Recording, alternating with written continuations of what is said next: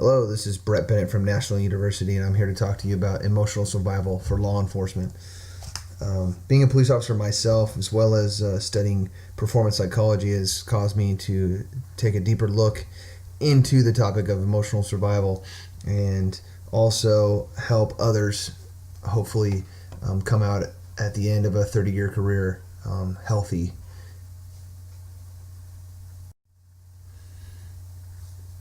Dr. Gil Martin wrote a book, and it's kind of one of a kind because in the bravado profession as law enforcement and military, a lot of times there's a silence about anything that has to do with psychology or emotions, and they try to all have this stone cold face, and they don't want to admit that they have problems. And so Dr. Gil Martin wrote this book, Emotional Survival for Law Enforcement, not just for cops, but also for their families and for their wives and siblings and what have you, so they could better understand what exactly cops go through and why they may do certain things.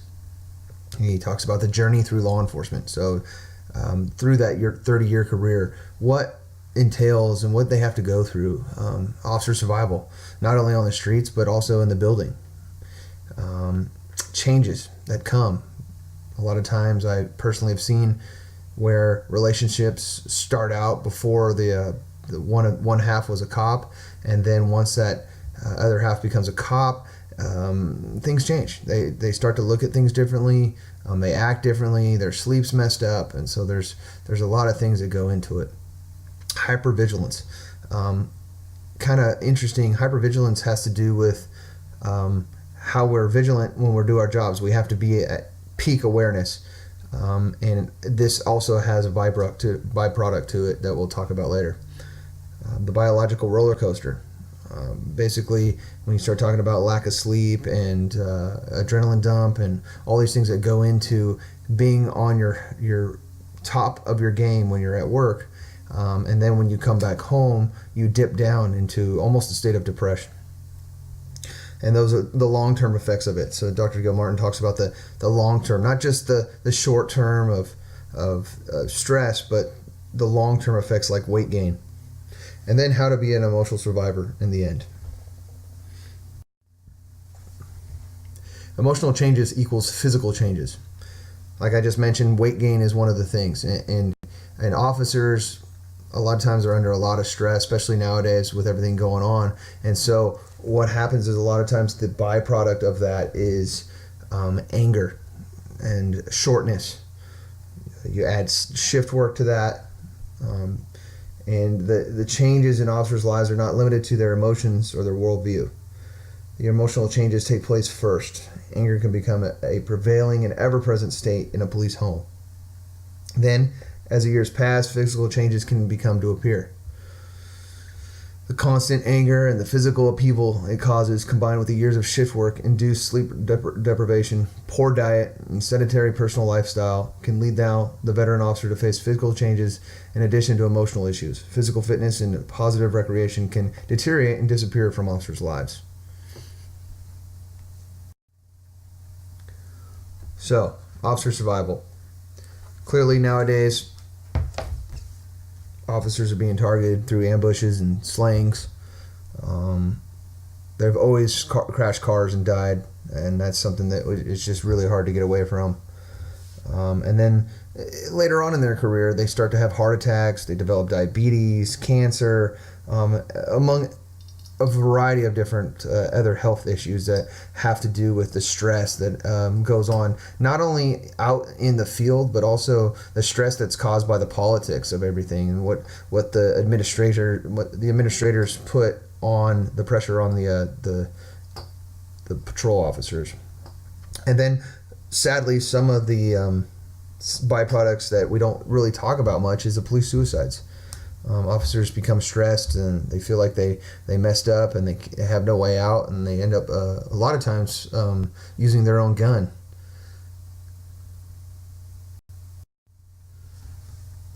The aforementioned hypervigilance.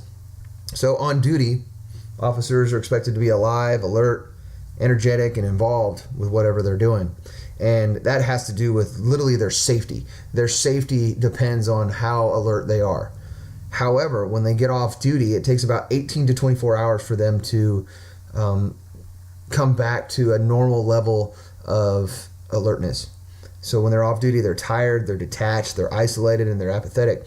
And this has to do with the adrenaline dump from being on their high and pounding caffeine and working and being awake. And then when they get off, a lot of them can't get back on top until they're ready to go back to work. And then next thing you know, it's their day, and they just now are starting to feel re-energized because they sat on their couch all weekend and watched football. And so that's what Dr. Gilmartin talks about as the emotional roller coaster that a lot of people don't even realize, including cop wives.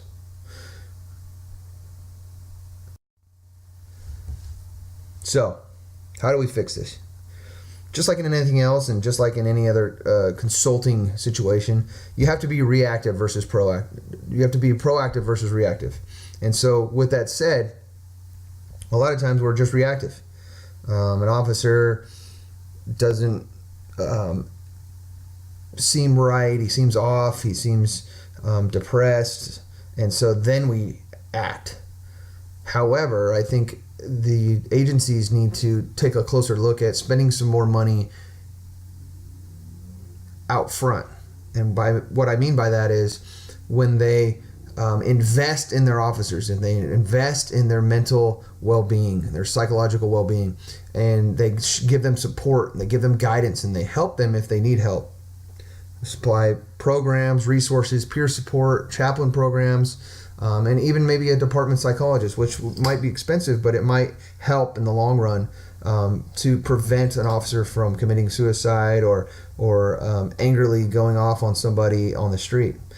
And lastly, all they do, the cheapest way to do it is just supply awareness. The officers need to be aware of things to look out for, and what we call in psychology self-care.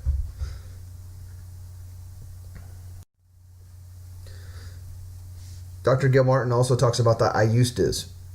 And I actually fall victim to this because one thing that you find with law enforcement when you start working 50, 60 hours a week is you realize I used to do this, I used to do that, and then slowly it goes away. And so time management and goal setting are huge.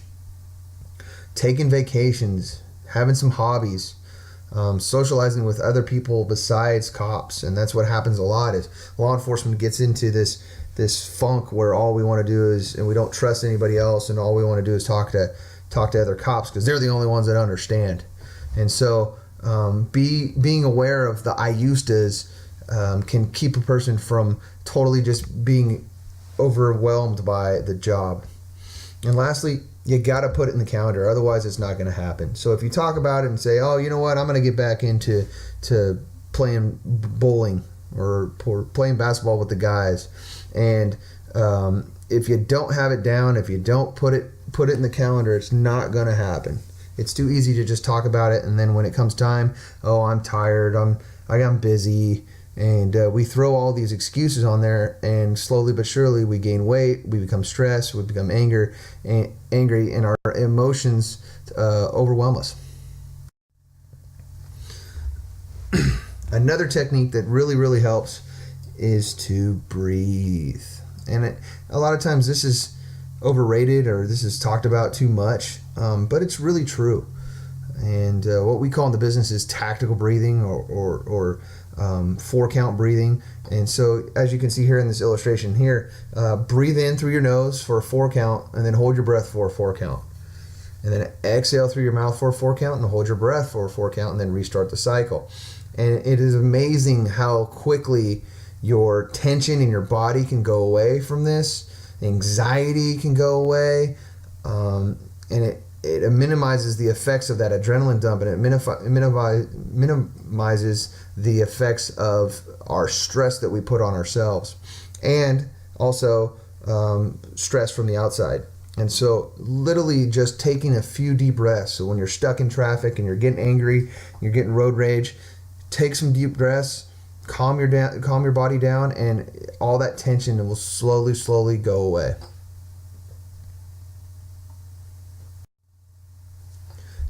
Again, Dr. Gail Martin's Emotional Survival for Law Enforcement book is a great resource. There's some other articles online about hypervigilance.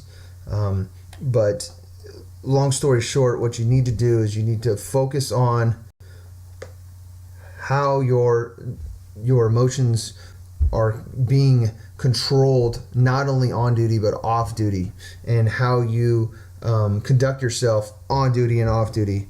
And that'll only help you in realizing that perhaps you do have a lot of tension built up, and that's not going to be emotionally stable, and it's going to slowly but surely tick away at you.